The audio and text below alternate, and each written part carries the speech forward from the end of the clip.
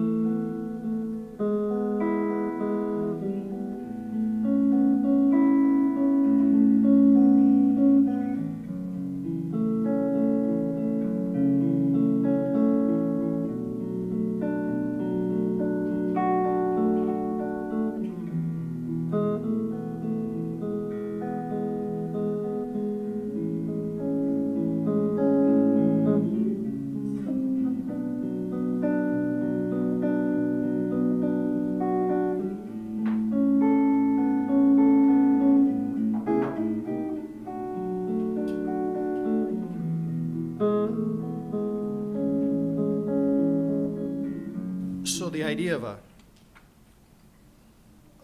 making a New Year resolution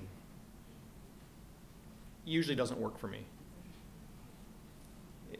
Let's face it, if it's important enough to change a behavior, then why not change in July or August or whenever it arises, the need. Change when the need is first recognized, rather than waiting until January 1st to make a promise to work on it for the rest of the year. On top of that, my record of following through with a resolution hasn't always been that successful anyway. Anybody else? Don't have a clue what I'm talking about, do you? Since starting this faith community, however, I've begun to rethink my position on resolutions. It's been a process, but that process hinges on one word. I discovered the word and recognized how important it is for me as I became more mindful of what it means to start a faith community, what it means to be in a faith community, what it means to guide that faith community as it grows. So today I am making it a one-word sermon, a resolution. I'm making it a one-word sermon because the word is important not only in my family relationship, but in every interaction I have with another person and every interaction I have with the holy. Jesus happens to be the primary model for me on how to use the word, and the example is found in Luke 2, verse 46. Jesus was about 12 years old and had wandered away from his parents. And it goes like this. After 3 days, they found him in the temple, sitting among the teachers, listening. Listening is the word. To listen is my resolution. To listen is the sermon. Thich Nhat Hanh put it this way in a commentary on the 5 wonderful precepts of mindfulness. This is from the 4th precept. Aware of the suffering caused by unmindful speech and the inability to listen to others, I vow to cultivate loving speech and deep listening in order to bring joy and happiness to others and relieve others of their suffering. Knowing that words can create happiness or suffering, I vow to learn to speak truthfully, with words that inspire self-confidence, joy, and hope. I am determined not to spread news that I do not know to be certain, and not to criticize or condemn things of which I am not sure. I will refrain from uttering words that can cause division or discord, or that can cause the family or the community to break. I will make all efforts to reconcile and resolve all conflicts, however small. There is a saying in Vietnamese, Thich Nhat Hanh says, it doesn't cost anything to have loving speech. We only need to choose our words carefully, and we can make other people happy. To use words mindfully with loving kindness is to practice generosity. the ability to choose our words carefully, mindfully, comes, I think, from listening. We know that at least from the age of 12, when he sat with the teachers, Jesus had a pretty good idea of how important listening was. And it was reflected through his ministry, reflected in the tender way he sat at the side of a well and listened to the pain of a woman who was an outcast. Reflected as he listened to the hopelessness of a paralyzed man by the side of a road. Reflected as he listened to the demon-filled, those infected with leprosy, the divorced, the rich, the poor, the widowed, the grief-stricken, the doubters, and any soul that longed for a loving God to hear their cries. Modern psychology has grasped the potential for healing that Jesus knew about so long ago, and Buddhists have meditated on it even longer. Dr. Rachel Naomi Remen in Kitchen Table Wisdom writes, "I suspect that the most basic and powerful way to connect to another person is to listen.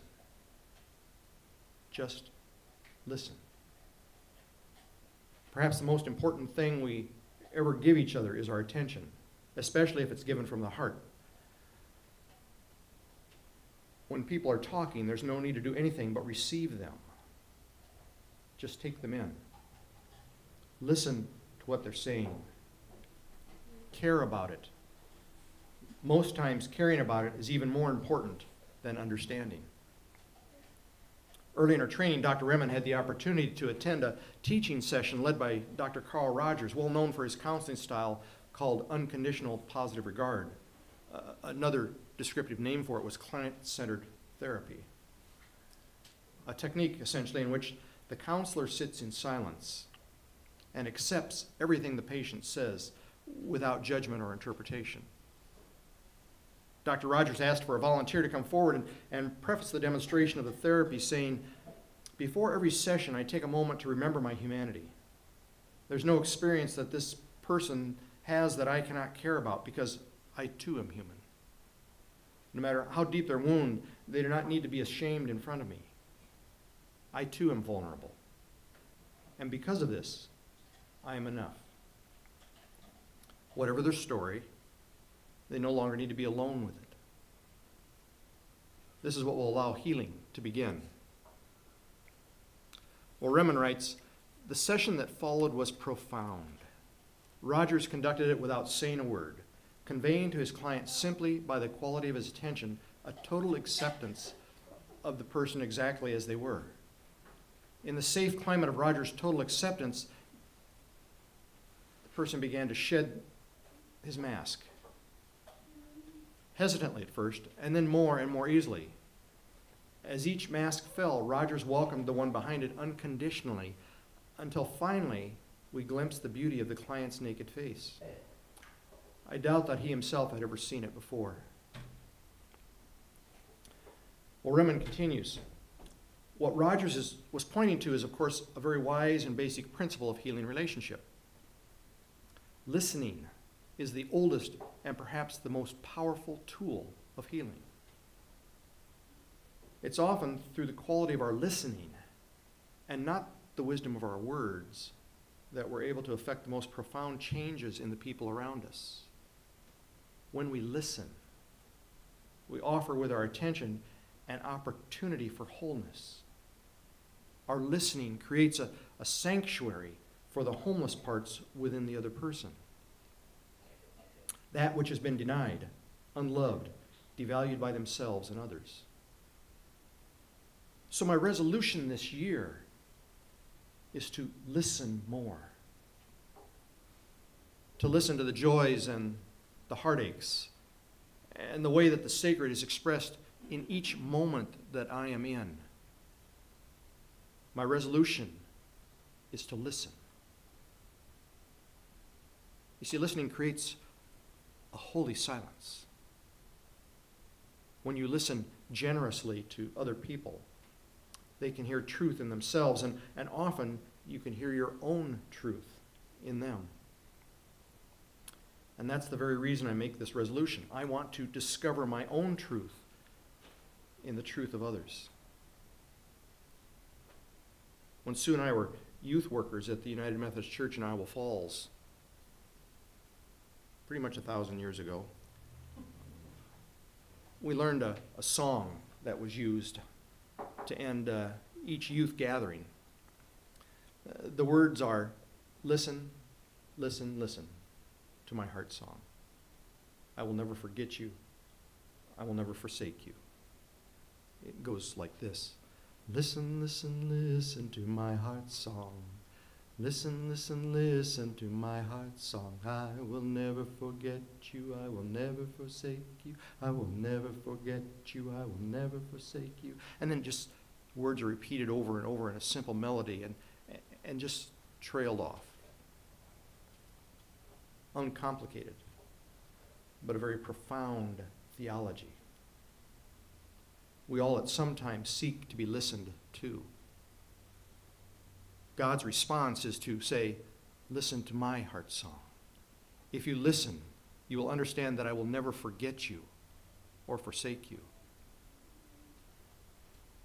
I would suggest that when we listen to the sacred in ourselves and in others, we are engaging in deep listening. Deep listening, as described by Mindful Magazine, involves listening from a deep, receptive, and caring place in oneself to deeper and often subtler levels of meaning and intention in the other person. It is listening that is generous, empathetic, supportive, accurate, and trusting. Trust here does not imply agreement, but the trust that whatever others say, regardless of how well or poorly it's said, comes from something true in their experience. Deep listening is an ongoing practice of suspending self-oriented reactive thinking and opening one's awareness to the unknown and the unexpected. It's my belief that when we truly listen, when our hearts listen for God's heart song, we recognize the fact that not only does God speak to us, God is listening to us, hearing us. And that is when we can be freed to listen to others. Wholeness is an experience that can only be described as a peace that passes understanding. To be heard. To be heard, you have to listen. And that's one of the confusing parts of our faith. Right up there with love your enemy or turn the other cheek or give them your coat also. If you want to be heard, you need to listen. Now, let me take it in another direction. How do you need to be heard? In what ways do you need to make sure that God hears you? Are you struggling with a relationship? Do financial worries overwhelm you? Are you encumbered by health concerns or the baggage of guilt? Is your joy so profound that you want God to understand the difference in your life? Do you need to have your thanks, your gratitude be heard? If so, then listen. Listen to the voices around you. Listen to the heart songs of God as they are expressed in the lives of every person you encounter. If you listen, you'll hear yourself. Listen to the hearts tugging around you. Experience the holiness of another's words. You'll hear your own heart tugs. You'll experience your own holiness. And in that holiness, I'm convinced that you will experience the healing that can be yours. Because God is listening to you. To every one of you. Just a thought.